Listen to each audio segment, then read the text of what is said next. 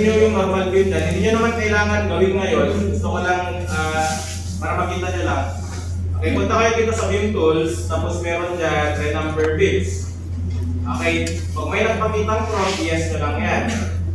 Ngayon, magpapakita sa inyo dyan is yung start numbering from. So, dyan nyo ilalagay yung mga ano natin kanina, yung numbering natin. Okay, in this case, di ba kapag field, ganito siya, di ba? So, first one, okay, our first story, tandaan nyo guys yung second floor na anong tawag dyan, framing system ng slab nyo, considered as, ano yun, kasali pa rin yung sa first story. Intindihan? Okay, hindi yun kasali sa second story ha. Bitin ko, yung frames na nag-hold ng slab nyo is kasali yung sa first story. Okay, hindi yung second story. Second floor siya, pero kasali siya sa first story. Okay, so kaya naka 1, and then beam siya 2, tapos di ba kapag 1 stands for normal beam. And then ito yung running number niya. Ngayon, paano mo magagawa na lahat ng magkakadugtong is sunod-sunod yung number? Tignan nyo yung global axis. Okay, yung global axis na ito, nakaturo, parang parang ganyan yan. Kapag piliktan mo ng plan view, dito yung X, tapos nandito yung Z, and then nandito yung Y.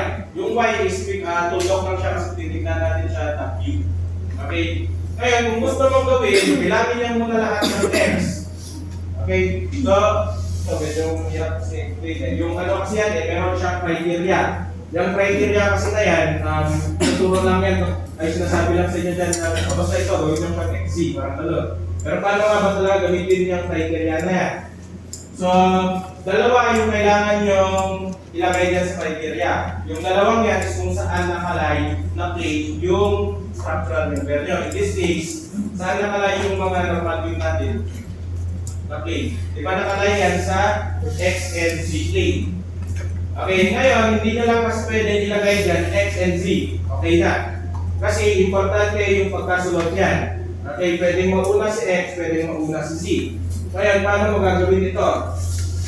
So, kapag pinagsunod-sunod mo kasi na ganyan, gusto mong unahin yung X dyan. Okay, bakit kailangan mong unahin yung X? So, pag sinabi ay kapag inuna mo yung X dyan, lahat ng parallel sa X-axis mauuna muna. Okay, which is, itong lahat ng, itong continuous beam na to, di ba parallel yan sa X? Okay, so ang gagawin is taan dyan, kung inuna mo yung X dyan, bibilangin niya muna lahat ng nasa X. And then depende rin yan sa origin mo. Ako kasi, nag-member incidence ako na yung origin ko kasi nandito siya sa gilid, nasa baba. So, unahin ni Stahan na yan yung bilangin. And then, after niya bilangin to, pupunta siya ng Z. Intindihan niyo, ulitin ko kapag inuna niyo yung X dyan, before Z, unahin muna ni Stahan, bilangin yung nasa X, and then kung saan yung malapit sa origin. Ito kasi yung origin ko dyan nasa baba na ito. Okay, so X muna, bibilangin niya, 1, 2, 3, up until to 7. So after niya mabilang lahat yan, saka siya mag-move sa Z. Kapag inuna mo yung X at Z. Okay, so ibig sabihin, mag-move siya dito, di ba itong, itong next na continuous beam na to, mag-move ka muna papuntang Z-axis. Nagets nyo? And then, pagdating na dito, bibilangin na naman sa X. After niya dyan, mag-move siya ng Z, bibilangin niya. Ngayon, kung napagbaliktad nyo kasi yan, na Z muna ang inuna nyo bago X, unahin niya yan, ito. Tapos ito. 1, 2, 3, 4, 5, 6. Iwasan nga natin yun kasi nga, yung isang ganyan, continuous beam yan. Nagets nyo ba? Okay, ibig sabihin in this case, unahin nyo X muna, tapos select nyo doon, tapos Z, select nyo doon. Okay? So, may mga cases dito kailangan nyo unahin yung Z, pero mamaya na yan. Okay? So, yun yung una nating numbering, yung pag-number, or numbering ng things. Okay, so, ano nyo lang yan, i-apply nyo lang din yan sa other type of beam. For example, ito is girder. Ngayon ito is intermediate beam. Tandaan nyo itong beam na to, di ba? Nakapakon sa dalawang beam na to. Okay, so ito considered na intermediate. So, ganoon lang din. Although intermediate yan, kailangan pa rin natin manumber yan na dire-diretso kasi yan pa rin is continuous beam. Okay, so kaya ang nangyari dyan, first story, beam siya, tapos 3. Intermediate beam, tapos 1, yung start ng running number. Okay, then papunta siya dito, 6 at up until 6. Okay, so yung 7 natin nandito kasi considered na naman to as intermediate beam, nakapatong siya sa dalawang beam na to. Okay, but it's up to you. Okay, kayo naman magde-decide dyan. Pwede naman, gusto nyo ilagay yung 7 dito, hindi ko naman pipigilan. Basta yung importante dito, yung mga magkakasunod na beam, parang dapat magkakasunod din yung number niya. Naintindihan? Okay, likewise ito is, ito normal beam ko. So ito naman is girder. Ito, girder ito kasi may nakapato. Kaya siya 12 or first story beam times 2. Okay, 2 stands for girder, di ba? So, paano naging girder yan? Kasi itong intermediate beams na to, dyan nakapatong. Okay, so dito naman, pansin nyo, so itong girder nun, ang gagawin nyo naman dito, imbes na mauna yung X, ang uunahin nyo naman dito is Z. Okay, so, saan natin no? Bakit kailangan naman Z ang unahin nyo dito? Diba sabi ko nga sa inyo kanina, depende yan sa kung anong unahin nyo dito, yun yung unang bibilangin listahan. Ngayon, itong intermediate beam natin, isa lang talaga yan. Okay? Kung dalawa lang na beam yan, yung resistahan yan. Pero kapag sa actual, isang beam lang yan. Kaya kung saan yan nakapatong itong intermediate beam na to. So dapat, pa-model natin na yan is, or ma-determine natin, masasabi natin, or sabihin natin listahan na yan, isang beam lang talaga yan. Sabi sabihin, dapat makasunod din yung number nila kasi isang beam nga lang yan. Okay?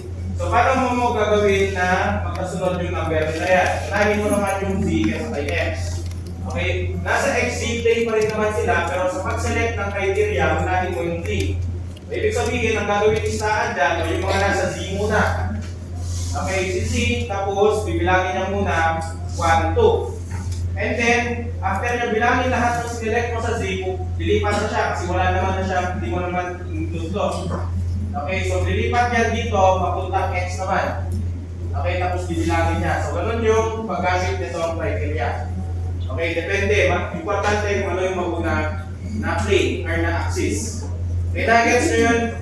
Okay, so yun yung una nyong gagawin dyan, no? Yung renumbering ng beams. Okay, so as for columns naman, yung column mas madali itong i-renumber. Yung column ko naman, sige, ano ko na lang, i-isolate ko na lang siya.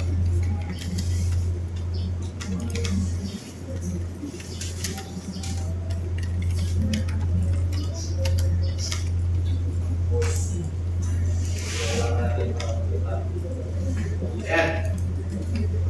Yung column naman natin, ang gusto natin dyan, pero nasa sa inyo na to, kung anong trip nyo. Kung gusto nyo naman, lahat ng nandito is 1, 2, 3, ganyan makakasunod. And then dito, ang gagawin nyo doon is XZ. Nahin nyo yung X and Z. By the way guys, ito nakalay pa rin yan sa X and Z plane. So, ito nakapatong na plane eh. Tindihan? Okay? So, ang gawin nyo dyan, dito kasi ginawa ko, mauna mo na dito 1, 2, 3, 4, 5, 6. Okay, kung gusto nyo naman dito, 1, 2, 3, 4, 5, 6, wala din naman problema. Okay, select nyo lang lahat ng column sa first story, and then, punta kayo sa renumber, dito kasi 4. Okay, 4 lang. 1, yung pinakaunang number is for the story, and then, story number, pangalawang number is kung beam or column, kapag column is 1, and then yung running number nyo na. Okay, so i-isolate nyo yan, pwede nyo i-select. Same rin ng tandaan nyo guys, ang column dito considered beam ay saan. Okay, so same ng command, doon pa rin sa renumber. Okay, start po dito, start numbering from 1101, tapos XZ plane or ZX plane. Ay XZ or ZX, sa'yo na yan kung paano yung numbering mo. Okay, pero ano na lang din, ito na yung gamitin nyo. Okay, maganda na yung pagbilang nyo para uniform tayo. Okay, mas madali ko rin kasi malalaman ko later on guys, especially kapag may error sa inyo. Okay, kasi di naman kayo mag-aayos dyan eh, ako mag-aayos yan, di ba? Okay, so kaya gawin nyo to. So punta tayo dun sa may, ano pa ba yung mga pwede natin i-ano dito. By the way, kung ano naman yung ginawa nyo dyan sa first story, yun din yung gagawin nyo dyan sa mga succeeding story. Okay? So ano lang din naman, kung pagdating mo lang kasi dito, for example, dito sa roof beam, which is kasali na yan sa second story. Okay, so gagawin mo lang naman dyan, palitan mo lang yung unang number ng 2. Ayan siya kasi stands for second story. Ganun lang din gawin nyo. And then, by the way guys, kung ano dapat yung number nito, yung mga running number nito, same dapat yan ang running number ng mga bills na nasa baba. At diba sa first story kanina, sa second floor, slab, yung running number natin is 1 to 7, tapos 8 to 14, tapos, ano to? 8 to 14, para side. 22, 1 to 7. Ito mga normal bill na ito eh. May slab na sa alipin din.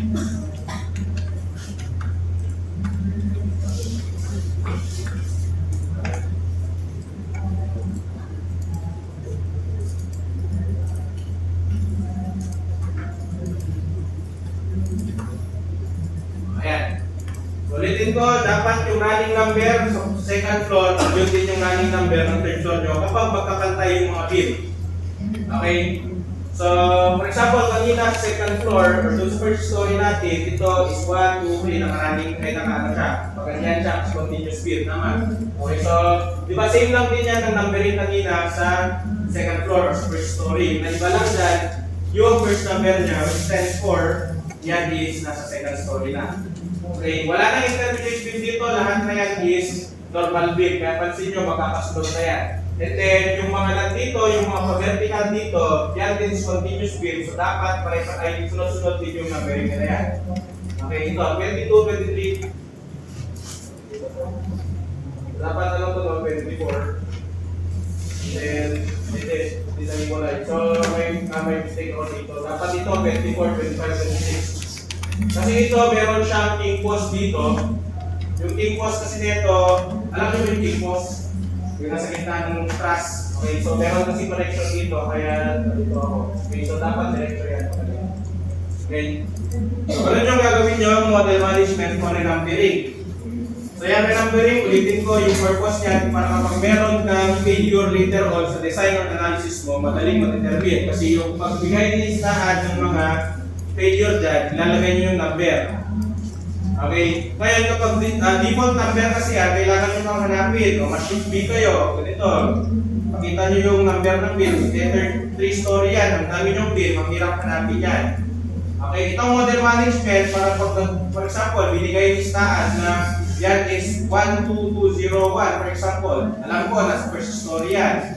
Yan is normal bill. O yan is bill. Tapos alam ko, yan is normal bill. Tapos, hanapin nyo lang yung may 1 na running number. Nagiging yung point. Okay? Especially kapag yung error nyo maabot ng 3, tapos warning nyo maabot ng more than 100. Okay? Kasi kapag more than 100 yung warning nyo dyan, may recurring na mali ko yung ginawa. Okay? So, mas madali siyang ma-determine. Okay? So, next naman na model management natin is yung paggamit ng groups. Yung groups, hindi pa natin ngayon mapupuli utilize to kasi yung number 1 na gamit ni group is sa pag-load. Okay, so yung ginagawa ng structural engineers yan, for example, meron tayong dalawang type ng slab. For example meron tayong two-way, meron tayong one-way. Okay, yung mga structural engineers natin, binugroup na nila yun. Anong ibig sabihin ng group? Lahat ng one-way, ginugroup nila. Itong group kasi, for example, may ilolod ka dun sa one-way. Pindutin mo lang itong group, automatically lahat na ng one-way slab, malulod na yung gusto mong ilod. Okay, so ano pa yung mga ginugroup natin? Yung type ng occupancy. Okay, di ba yung live load, naalala nyo naalala nyo nung toss yung pag-apply ng live load. Di ba, depende yan kung yan is, anong tawag yan? Di ba, basic floor area, 1.9, yan. Tapos balcony, 0.9 ba yun? Basta depende yan sa parte ng bahay nyo, may equivalent yan na live load. Okay, for example, sobrang laki ng project mo, let's say nasa 20 to 30 floors. Kailangan din, imano-mano mo per floor. Okay, hanapin yung mga yung mga kwarto, hanapin yung mga balcony, di ba? Ang hirap doon. So, ang ginagawa natin dyan, ginugroup na natin siya. Okay, yung group, pwede nyo lang yan magamit nyo yan by pressing Ctrl G. Okay, natry nyo na mag-group. Ganun ka ba sa inyo mag-group? Pero yung iba, alam nyo yung group? Yeah. Okay, pindutin nyo lang yung Control G, pero for the meantime, ang gamit mo na regroup sa atin, umitin color, you will fully utilize na natin ito kapag loading na. Later na lang, yung sa one-way, two-way, ganyan. Pero for now, ang pwede nyo nang gawin, using group is yung node, yung pag-group ng node. Bakit kailangan natin ito?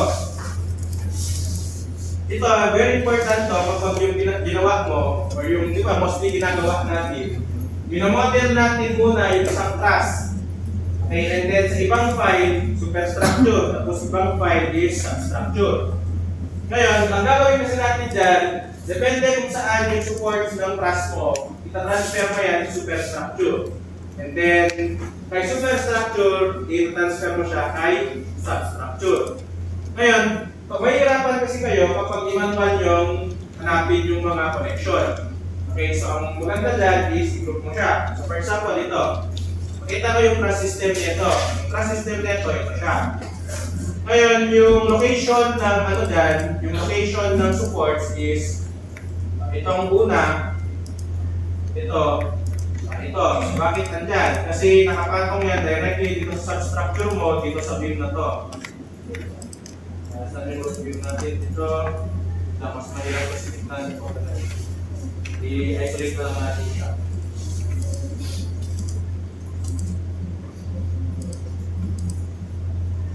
Ayan, so yung class na yan nakapatong sa mga roof beams na to. Okay, nasakto yung ano niyan, yung dimension niyan, sakto dito sa tatlong support. Okay, nakikita niyo yung kulay red ito. Diyan yung support natin. Kaya, ang gagawin kasi natin dyan later on, kukuhanin niyo yung mga support reaction dyan, ipapatong niyo sa mismong beam sa may superstructure. Or kung hindi man beam, pwede rin kasi sa column yan agad ipatong. For example, dito sa column na to. Sa column na to. Yan. Okay? So, ang gagawin mo dyan para hindi ka na mahirapan sa pag-transfer later on, kasi kapag isa-isa mo yan, o di lahat, kunin mo muna yung reaction dito, tapos ang gagawin mo, pindutin mo isa-isa, yung nandito sa roof beam. Pindot mo to. Ayan, tapos pindot mo siya, ganyan, which is trabaho. Okay, so para hindi na kayo mahirapan dyan, makita nyo or malagay nyo na agad yung load ng mga nandito na part, nag-support ng class, pwede nyo na yung i-group, depende sa kung anong number ng class. Okay, for example, ito siya. Gusto mong malaman yung load number nito. Okay, so ang ginawa ko dyan, okay, yung ginawa ko dyan, i-number ko na lang to as 101. Yan yung number ng first support natin sa gilid. And then, dito naman sa second support, 102 and then 103. Okay, ngayon, ang gawin mo dyan, punta ka dito sa may superstructure mo. Yung support 101, di ba dito mo yung transfer sa lahat? Okay, by the way, di ba nakasali to kasi meron na yung, merong ano to, merong CHD dito. So dito mo ilalagay yung class system na yan. Okay, para hindi mo na siya isa-isahin, pwede mo nang i-group ito. Okay, so paano mag-group? Click nyo lang Ctrl G, tapos create. Okay, for in this case, di ba, ang ginawa natin, lahat ng nasa gilid na support ng class, ang group ay yung number ng load doon, 101. Okay, nandito siya, 101. Okay, so yung 101 na yan, lahat ng reaction yan, ilalagay mo dito sa superstructure dito. Pwede mong i-group yan as 101 na lang.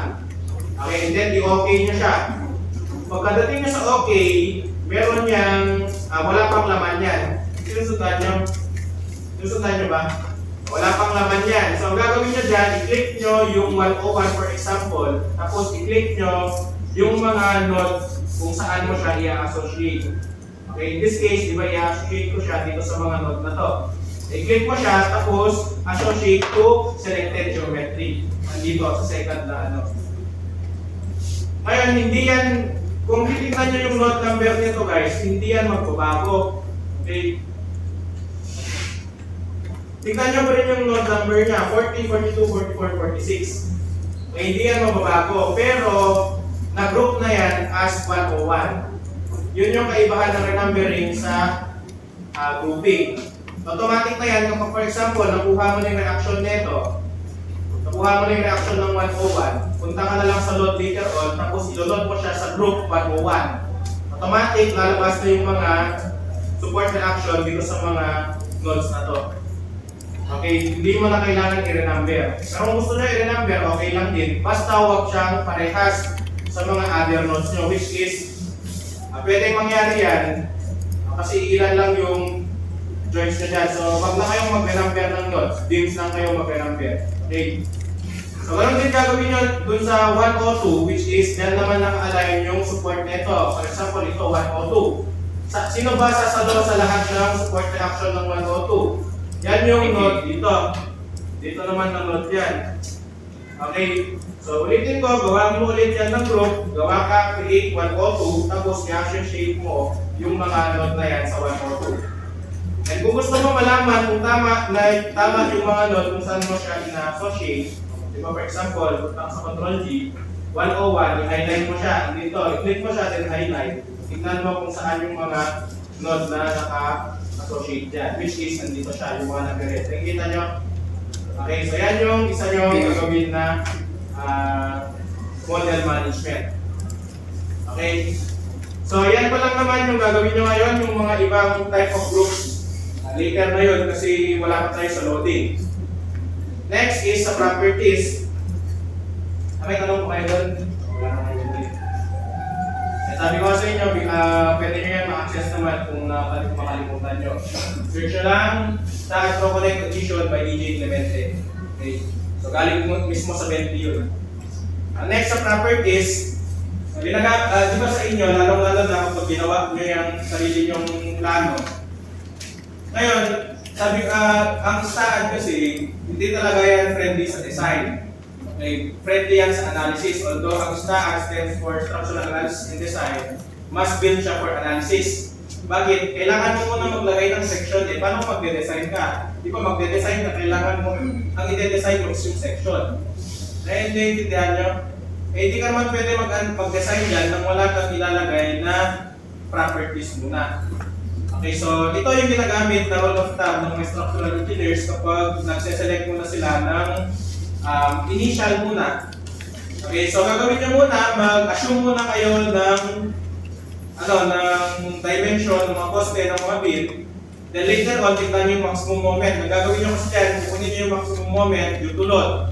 And from that maximum moment, i-redesign mo yung mga beams and columns mo. Kung hindi ka tamad, structural engineer. Okay, pero kapag tamad nyo kasi structural engineer, kung ano na itong nasa rule of thumb, yan na rin gagamitin mo. Okay, which is, ang nasa rule of thumb guys, automatic yan is over-design. Gusto mo makatipid, kailangan mo yan i-redesign kapag nakuha mo yung maximum moment. Okay? Pero ulitin ko, hindi ko kasi pwedeng ma-design yan kapag wala ka muna ng initial value, pwede nyo gamitin ito. Okay? Pero kapag may nalagay na yung property dyan, okay lang din. Kasi in the end, i-redesign nyo rin naman yan.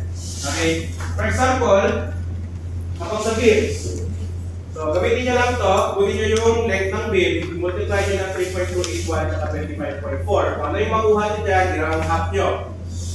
Okay, and then from that, round up na, for example, 300, 350. Yan yung magiging depth niya.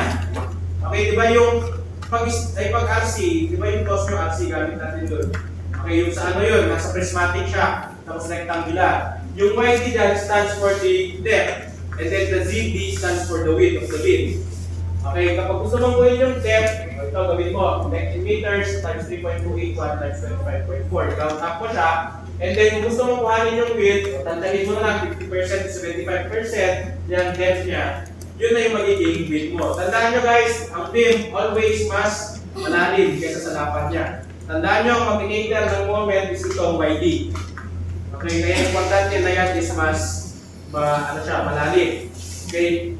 So for example, mamaya, ang gawin nyo naman, siyempre, kung gusto nyo mag-overtake. Gagawin nyo dyan, for sure, gagawin nyo no. Magkatabing beam, for example, tapos magkaiba ng length. Siyempre, ginamit nyo yung rule of thumb, malamang magkaiba din dimension yan. Tama? Pag ganyan guys, use your common sense na, di ba? Tignan nyo na lang yung mas mahaba na length, tapos yun yung gamitin nyo all throughout ng continuous beam. For example, ito, let's say ito 5 meters, tapos ito 3 meters. Malamang, mas malaki yung mapoproduce ko na dimension nito kasi 5 meters to kung gagamitin mo yung rule of thumb kasi kailangan mo yung length ng beam na yan in meters naman. Okay, so ang gawin nyo na lang, kunin nyo na yung pinakamahaba and for this continuous beam, yan na yung gagamitin nyo para sa lahat. Okay, saan pa kayo nakakita ng pag nung side visit kayo, anong nakita nyo? Pare-parehas, for example, isang continuous beam, ito, pare-parehas yan na design. Tama? Okay, so syempre, dapat, kung pwede, kahit na mag-assume kayo, dapat malapit na rin sa katotohanan. Okay, so isang dimension na lang para dito sa continuous beam na to, kunin nyo yung pinakamahabang length, yun na yung gagamitin yung dimension throughout yung continuous beam na to. Okay, so pwede nyo yung gawin yan sa, sa may project na gawin nyo. Okay, next. Dito naman yung mga, yung mga L is column to column length, yan. YD, depth of CD, beam.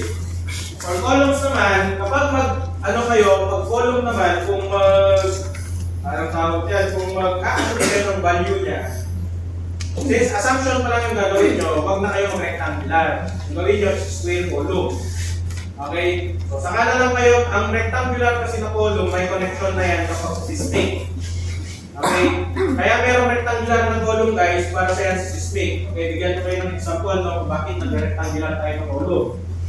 Yan is, kapag walang shear wall, lalong-lalo na kapag medyo mga 4 floors, ganyan, tapos wala kayong shear wall, ang ginagawa dyan, merong mga column na rectangular. Okay, kasi yan na yung, yan na yung magiging, gano'n nyo din, yan na yung magiging, kumbaga, parang seismic resistance nyo. For example, ito yung lateral movement ng, ng earthquake. Di ba, parang moment din yan. Kung saan yung lateral movement, dapat nandun yung parallel, yung mas malaking dimension. Kasi di ba, kapag dito yung tinumbok, yung lateral movement na yan, itong section na to, ito yung magpaproduce ng mas malaking moment of inertia. Okay? So, rectangular yung kailangan. And then, kapag meron kang ganito, for sure, doon sa same structure, meron din structure na ganyan. Okay? Or meron din kayong column na ganyan. Matik yan guys, kasi nga, hindi mo naman mag-predict na ganyan yung movement ng earthquake. Pwede ganyan, pwede dito din mong galing. Okay, in case na may paganyan na earthquake, ito yung sasapo. Kapag dito naman nang galing yung earthquake, dito naman yung sasapo na polo. Okay, majority kung ginagamit natin ito kapag wala tayong serbon. And yung mga nakikita yung mga residential, yan, hindi na rin sila gumagamit ng square column ngayon. Kaya ginagawa nila dyan, always rectangular. Kasi nga, yung earthquake ngayon medyo, narelaturing na. Okay, pati yung mga codes natin, binabago natin ng konti. Pero dito, since assumption pa lang gagawin nyo, gawin nyo mo ng square. So, kaya ang nangyari dyan, B over L, yan yung dimension ng column nyo, yan na yung length and width niya. Okay, equal na yan. So 300 plus 50F, yung F stands for ito, S minus 1, wherein S is yung story number. Okay, ulitin ko na naman, siyempre yung pinakamalaking dimension dyan is yung pinakamataas na floor. Okay, kasi di ba, mas malaki yung F niya, tama? So gawin nyo na lang, for example, 3 story yan, kunin nyo na lang yung dimension ng 3 story. Kung mangyari dyan, 3 minus 1 is 2, tapos 50 times 2, 100, so 400. Okay, so all throughout from first story to third story na, ang gawin nyo, 400 by 400 na lahat ng columns nyo. Wag yan ang first story, 350, second story, 400, tapos third story is 450. Hindi ganun yun. At saka, hindi pwede ganun. Kasi ang mga mas mabigat na nagbubuhat ng load is yung mga nasa lower story. Napansin nyo ba yung nung nag-site visit kayo, yung column, malabang dapat napansin sa inyo. 11 yung bakal nun, pagdating dun sa taas, may mga na-terminate. May napansin nyo ba hindi? May mga terminate na main bars doon. Kasi nga, yung binabawasan nila yan habang tumataas yung structure. Importante yan. Habang tumataas dapat, bumababa yung self-weight ng structure. Okay? Kasi kapag tumataas yan, kapag nagkaroon ng earthquake or lateral movement, madali lang mag-fail. Magkakaroon ng tinatawag na soft story. Okay? So yung soft story, ilan mo lang yan kapag nasa systemic. Systemic na pinag-uusapan. Kasi yung tandaan yung soft story, dyan yung unang mag-fail na story kapag nagkaroon ng earthquake. Okay? So, dapat ano tawag dyan, uniform. na lang. Yes, huwag nyo nang palakihin yung column, tawag dyan, dimension. Okay, so yan yung rule of thumb. Pero meron na ba kayong yung mga ginamit yung plano? Meron na ba kayong mga existing na dimension o wala pa? Wala pa. Okay, mas magandang wala pa kasi magde-design tayo later on sa RCDC.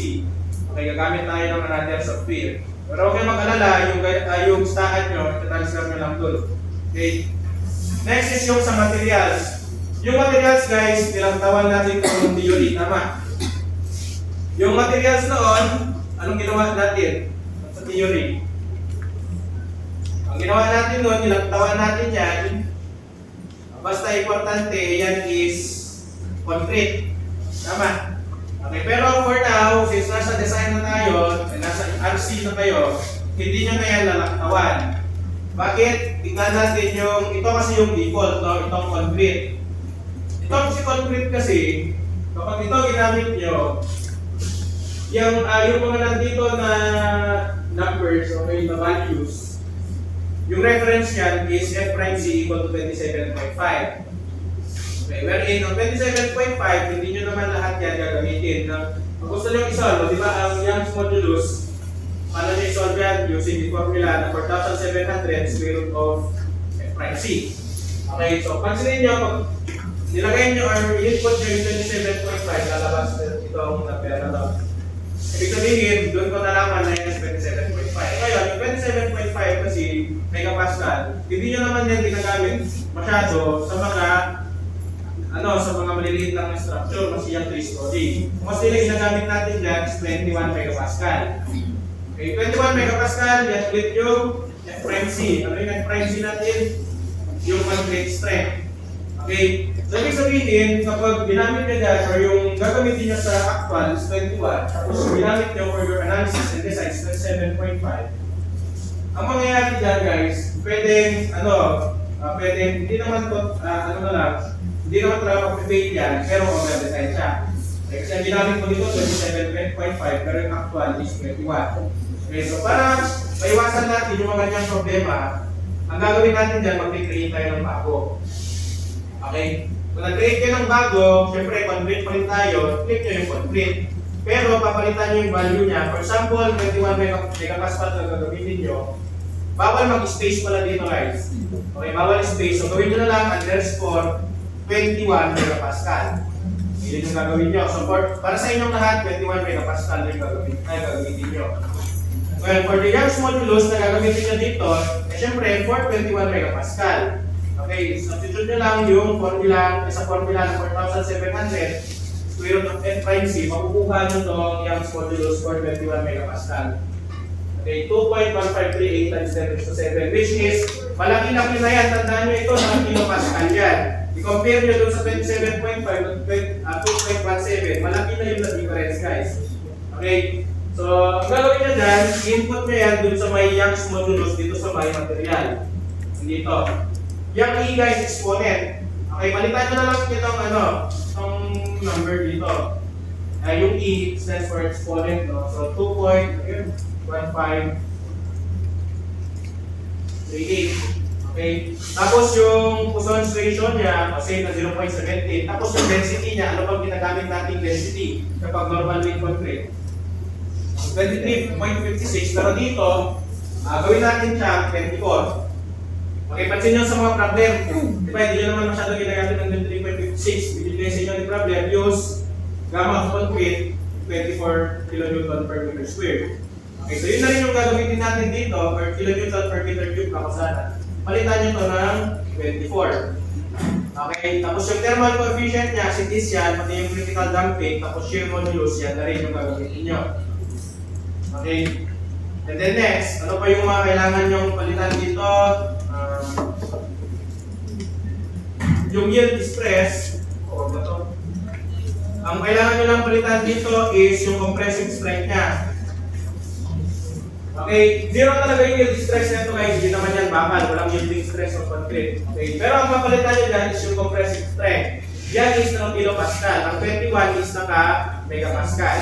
So, convert nyo lang yung kilopascal, ay yung 21 megapascal into kilopascal, yan is 21 Palitan nyo to ng 21,000. Yan nyo rin makikita na yung default nito, yung concrete lang is 27.5. Okay, so palitan nyo din to ng 21,000. Okay? So, yan yung sa concrete. Tapos, i-okay nyo lang yan, tapos i-assign to view nyo na dun sa may section ng, dun sa may model nyo. Okay? Ngayon, dito sa steel naman, kay Sir Jun yan kung gagamitin mo to. Okay, sa steel kasi, description na yan yung structure nyo. Pwede nyo lang kasi nagtawan talaga yan, pero ano kasi, mag-over-design. Over-design na yung istaan, tapos nadagdagan pa natin yung pagiging over-design niya. Over-design na yun. Over-design na. Okay, so pag sa steel, normally ito yung ginagamit natin. Yun, strike natin, di ba sa mga problems? 240, 250, 275, ganyan. Natin, gamitin natin 248 or Racer June, gusto niya. And then ito naman, ultimate tensile strength, yung FU, ito FY, di ba? Ito FU. Punta kayo? Punta ba kayo? Wala pa, may FU doon guys, kaya FB. Okay, 414. Yung ultimate, yan yung natawag natin rupture strength. Okay, naalala nyo yung discuss ko sa inyo, mayroon tayong yielding strength, mayroon tayong rupture. Okay, yung yielding strength, ito yan, tapos ito rupture. After ng rupture kasi figure talaga yan. Okay, and then ito yung mga other values. Pero ulitin ko, naka-isang doon na yan, gusto nyo palitan. Okay naman na hindi. But for the concrete, palitan nyo. Okay, 21 megapascal. Yung 27.5 or 28 kasi, pang mga malalaking structure na yan. Okay, mga ano na yan, mid-rise to high-rise yung 28. Kapag 32 naman, yan na yung sa mga bridges, ganyan. So, since residential lang tayo, 21 lang gamitin natin. Okay? So, next is, ano pa ba yung pwede natin i-discuss dito? Yung specification. Okay, naturuan na kayo mag-release, di ba? Ngayon, since ang focus lang natin dito is superstructure, meron tayong special lang dyan. Intermediate beams pala. For intermediate beams with discontinuity. Or, in short, ang mga intermediate beam naman to, punta kayo sa specification. Naman ko kung naturo na sa inyo to, pero turo ko pa rin na para mas maintindihan nyo. Guys, madami kasing students na even nung ako no, pinatamad akong aralin itong specifications. Pero sobrang critical nito kapag nag-analysis ng design ka. Okay, majority ng mga failure doon dyan sa design, yung majority ng mga errors is nagagaling sa specification.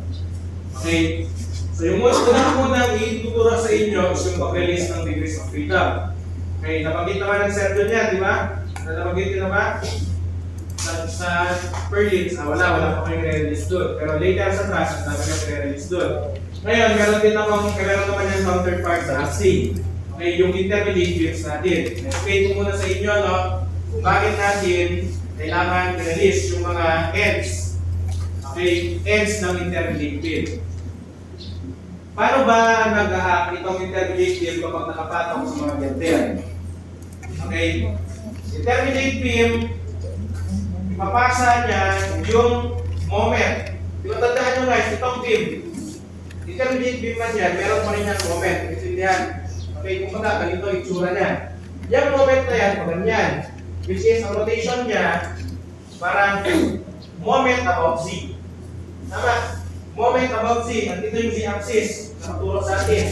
Kung sinabing above, di ba, dyan umiikot yung moment. In this case, kung nasa direction ng X, okay, yung section mo, yung moment niyan is paganyan, moment above Z. Paganyan yung natin moment niya, tama?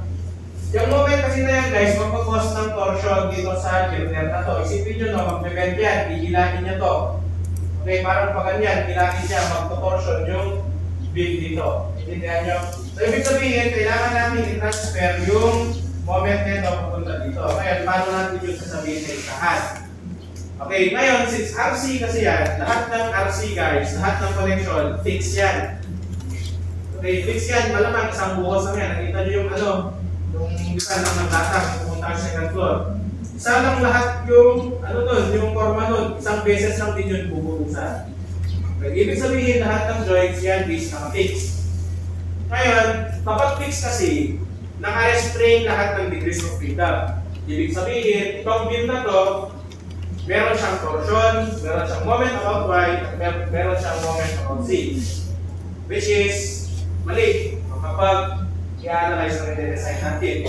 Una, nakafix yan eh. Kapag MY, paano yung ikot yan kung pati MY? Kailangan pa ganyan. Pwede bang umikot ng ganun yung ano mo, yung beam mo? Hindi. Pwede siguro kapag may lateral movement, pero kapag sa gravity loads lang, ang bending lang kasi yan dito sa babae. So, kailangan natin tanggalin yung moment dito. Okay, i-restrain natin siya. Next, yung torsion nito. Ang assumption kasi natin kapag beam, nakaano yan, yung loading niya nasa gitna mismo ng centroidal axis. Ibig sabihin niya, hindi magkakaroon ng torsion. Makukuha ko yung hindi ko naiintindihan. For example, nandito yung section ng beam. Ang assumption kasi natin, titignan natin to section view ha. Ganito. Yung loading na yan, yung titignan ng section ng beam, yung itsura niyan, andito yung load na yan. Okay, na-imagine nyo. Kung titignan mo yung section niya, ganito yung loading niya. Wherein yung loading niya nasa mismong centroidal axis. Okay, ibig sabihin ng centroidal axis, nadaanan niya yung plastic centroid ng section mo. Kapag ganyan kasi, yung mangyayari lang sa beam mo or yung bending lang ng beam mo is paganito lang. Kasi sakto siya eh, centroidal axis. Ngayon, kapag may movement kasi ito, for example, hindi dyan nakalagay yung load mo. For example, nandito. Ang mangyayari dyan, ito na W. Ayan. Ang mangyayari dyan, magkakaroon tayo ng tinatawag na eccentricity. Kung meron kasi eccentricity, automatic merong moment dyan. So, anong mangyayari dito sa beam section mo? Mag-rotate siya, or yan yung torsional moment. Tama? Okay, yan yung kaibahan ng ng torsion sa bending moment. So, bending moment, ganito siya, pag torsional, iikutin niya yung section mo. Which is, ito, malabang mangyayari naman yan sa actual. Okay, so ibig sabihin, kailangan din natin i-restrain itong torsional moment na to kasi hindi naman talaga mangyayari yan. Okay, kung mangyayari man yan, tandaan nyo, kahit mangyayari man yan sa actual, di ba yung bukas dyan, meron kang mga slab dito. Nakita nyo yung gano'n, yung forma nung nasa second floor kayo. Paano yung forma doon? Isa lang forma ng beam at slab. Okay, for example, merong torsion, pipigilan yan ng slab. Diba, nakafix yan eh. Hindi yan basta-basta maikot kasi isa lang buwas nila yan. Pag bumikot man yan, diba, pipigilan ng slab. Technically, di na mangyayari yan torsion na yan. Okay, so ibig sabihin, kailangan mong i-release yung MX and MY. Kasi yung MX dyan, yan yung torsion, yung MY, yung lateral bending. Okay, kapag lateral bending naman, dito sa side, magkakaroon ng bending yung beam mo. Kasi imagine nyo to, magbabakel siya. Yun talaga yung tamang term doon eh, backling. Okay, for example, ayan na naman eh. Pwede ikaw, backling yung tawag. BUCK and INC. Gamit na gagawin mo sa pag backling kasi, kung bending nasa Y, dito siya, magbe-bend, papuntang baba, yung beam mo, papanyan. Ang lateral backling naman, kapag dyan yung bending, which is malabang mangyari dyan kapag unless may earthquake. Okay, pero hindi mo naman araw-arawin na may earthquake, eh, dalubyo na kapag ganun. So, nire-release natin yan. So, kung mangyayari yun, i-release mo ang MX and MZ, ay MX and MY. At ang mangyayari dun, parang magiging spin supported na lang. Okay, magiging spin supported na lang yung support mo. Okay, pero tandaan nyo, hindi siya totally pin kasi meron siyang MZ. I-permit natin siyang mag-bend sa MZ kasi pwede yan mag-cause ng torsion dito. Okay, so paano mo yun ilalagay sa listahan? Punta kayo ng specification. Tapos beam, tapos meron dito, release. Ngayon, dalawa ginagawa dyan, may dalawang choice. For sure, ang gagamitin ni Sir Jun sa inyo kapag nasa taas kayo, partial moment release. Pero sa akin, ang gagamitin ko is release lang kasi parehas lang yan. Okay, ang gagawin ko pag partial moment release kasi, yung gamit mo, hindi mo siya totally release kasi di ba kapag hindi mo siya totally i-restrain. Di ba ang gagawin natin dito, tatanggalin natin yung moment about X and moment about Y. So, tinanggal natin 0 yung moment niya. Naintindihan? Ngayon, kapag partial release kasi yung gagawin mo dyan, magtitira ka ng konting moment. Okay, ang gagawin mo dyan, ang ilalagay mong value niyan, ano yun? For example, dito sa moment about x, ito yung moment about x and y, dito siya. Ilalagay nyo dyan for sure, kapag kayo search yun, gagawin nyo itong 0.99. Okay, anong ibig sabihin yan? Yan yung gagawin nyo for sure kayo search yun. Kapag ano 0.99 yan, ibig sabihin, hindi mo totally i-restrain, hindi mo totally tinanggal yung moment about x and moment about z. Tinanggal mo lang yung 99% niya. Ibig sabihin, meron pa rin 1% na moment from distortion and the moment of x or yung lateral backward natin. Okay, pero guys, huwag nyo nang gawin yan kasi kapag ganyan ginawa nyo, mas matatagalan nyo sa pagkakatalize dyan. Tapos yung, at saka yung ano lang naman yan, mas kompleto yung magiging analysis mo. Pero kung parang yung grand scheme of things, parehas lang yan kapag tinotal release mo. Tapos ang i-release mo is yung MZ. Ngayon, kaya natin i-release ang MZ dyan kasi yan lang yung pinag-permit natin bending. Intindihan nyo, kaya siya naka-release. Yung i-restrict natin is yung MX and MY. Okay, kasi wala naman talaga. I-restrict natin siya kasi zero yung value niya. Intindihan. Okay, so gagawin nyo lang yan. Ngayon dyan, start. Okay, depende pala ito. Tignan nyo muna. Kaya importante muna tignan natin yung member incidence tinatawag. Marunong kayo mag-ayos ng member incidence. Lahat ba? Okay. So, gusto na natin gawin dyan. Then, naturo natin yan. Nakalimutan nyo na. Ang gusto kasi natin kapag tayo, ito kasi nilalaktawan dito ng iba, yung pag-aayos ng member incidence. Yung member incidence, ito siya, yung green and blue.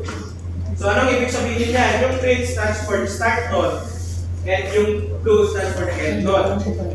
Kaya importante yan guys, huwag nyo maliwaliin yan. Kasi, for example, yung mga specifications na gagawin natin later on, kailangan nyo to. Okay, para hindi kayo malito, okay, i-control A nyo lang yung project nyo. Okay, yung model nyo. Punta kayo dito sa may utilities. Tapos, beam tools, nasa gilid. Utilities, beam tools, tapos beam incidence. Ngayon, may tatlo kayong choices dyan. Yung pinakaunang choice, switch incidence of selected beam. So, ang mangyayari lang dyan, lahat ng green, pagpapalitin mo lang sa blue. Okay, sa pangalawa naman, set the incidence order of the selected beam, the start node is closer to the origin. Okay, so ibig sabihin naman nito, lahat ng start node papunta sa origin. Ang origin kasi dito, andito yung origin ko. Ibig sabihin lahat ng start node papunta dyan. And then kapag yung pangatlo naman pinili nyo, pabaliktad naman. Lahat ng end node papunta sa origin. Normally, ang ginagawa natin dyan, yung second, ang check natin, tapos i-okay nyo lang. Okay? Shift key nyo kung gusto nyo malaman yung, or para makita nyo itong green and blue. Shift key. So, pansin nyo, di ba ito yung ganun ko, yung origin ko. Lahat ng green papunta dyan. Ayan o, lahat ng green dyan papunta. Okay? Napalo? Ngayon, importante kasi yan, para dito sa mga specification. Ulitin ko yung sa beam, tapos release. Ngayon, hindi mo kasi sa mga ganito, kasi mahirap dito eh. Ito. I-isolate ko lang siya.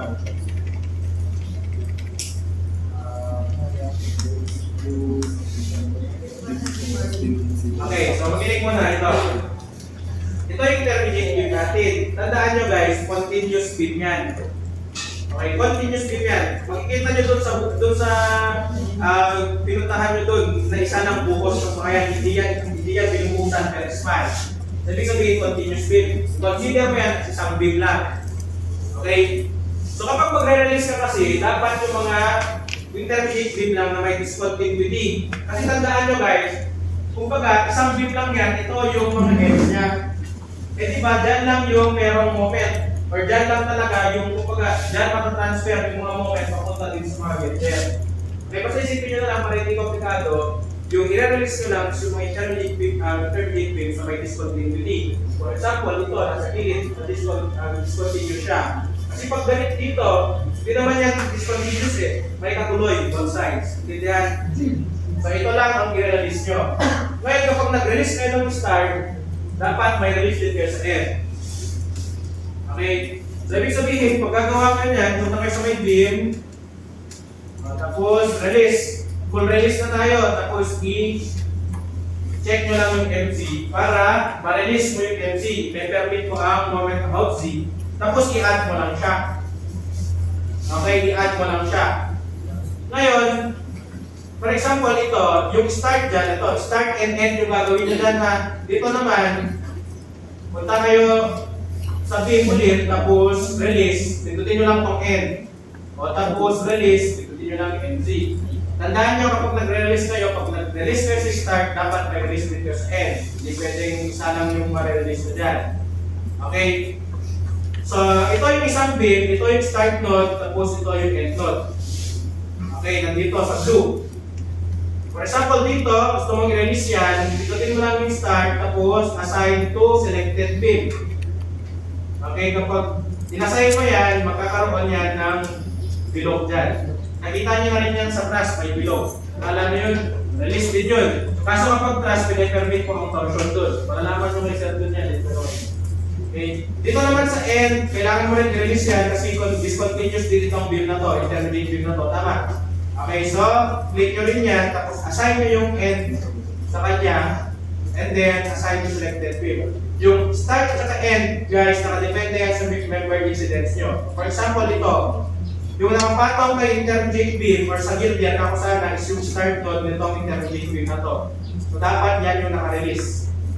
Okay, likewise dito, itong intermediate beam na to, end node niya ang nakapatong sa gilbyan na to. So dapat yung release mo sa kanya is yung end. Okay, kaya kung titignan nyo yan, ulit ko muna yung ano. Ayan siya, start node naka-release, tapos end node naka-release. Ganon yung gagawin nyo sa lahat ng intermediate beam.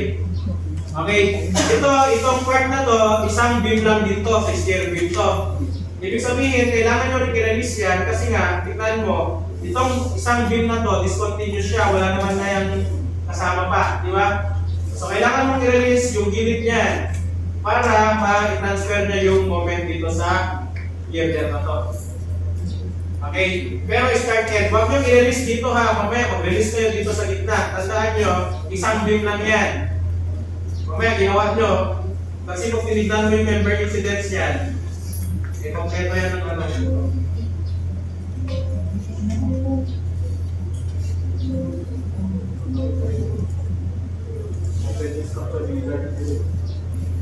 Tingnan nyo yung member incidence niya, shift E lang.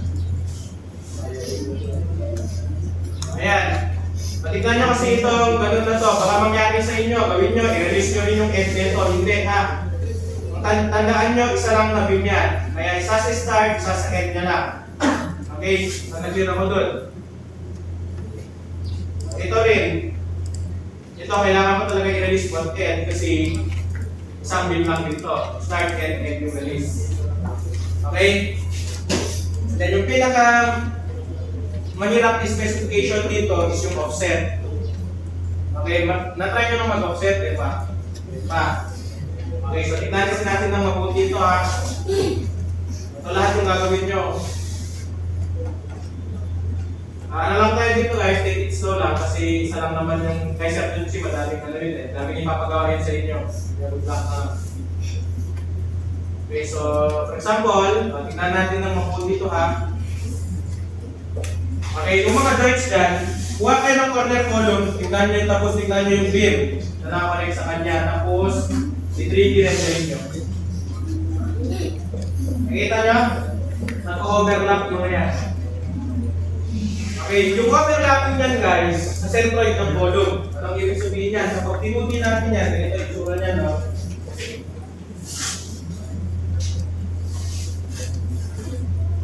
Okay, so tignan natin ha.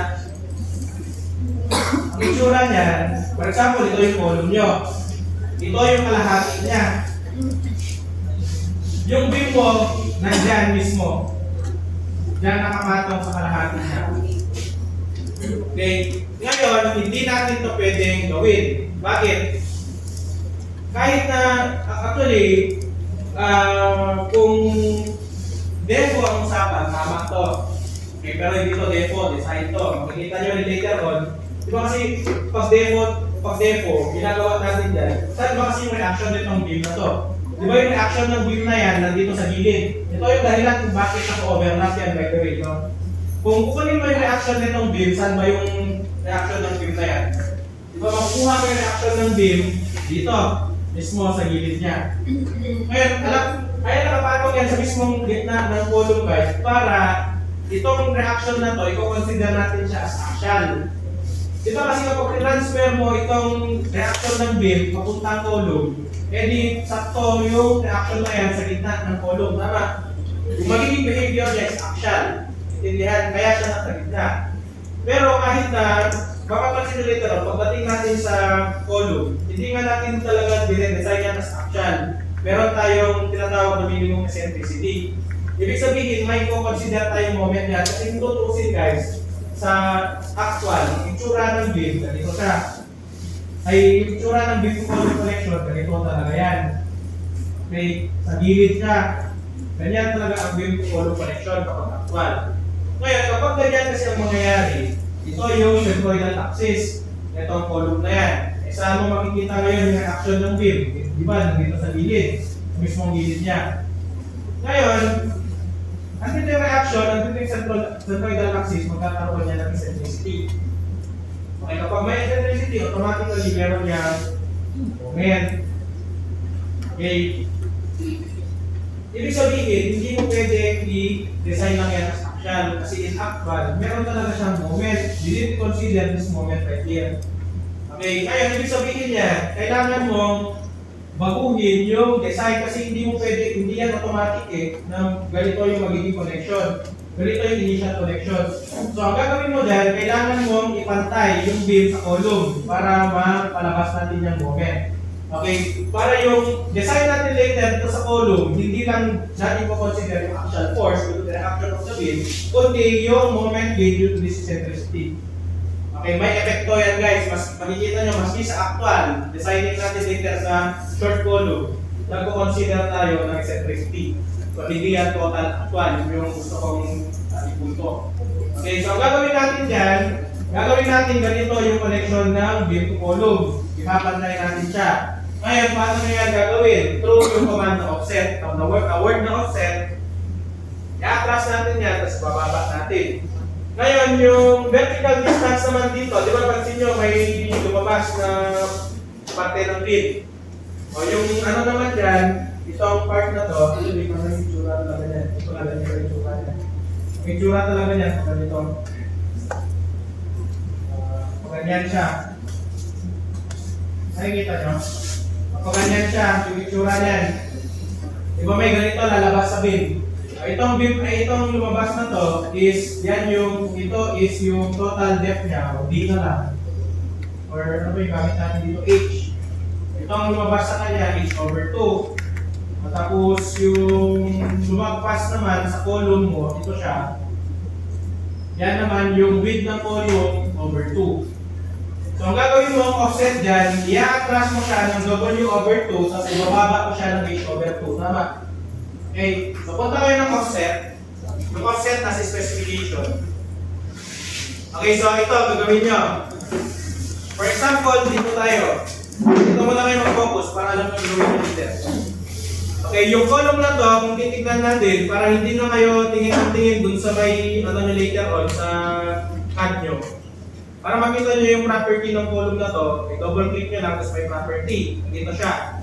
350 by 350 yan. Okay, so ibig sabihin, ilan yung nilagpas nitong beam na to?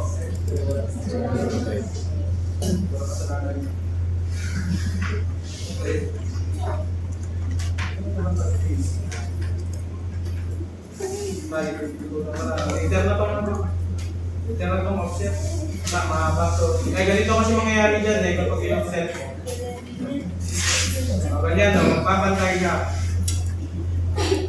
Eh kung komplikado yung beam ay yung structure nyo, mago nyo to, isa-isipin.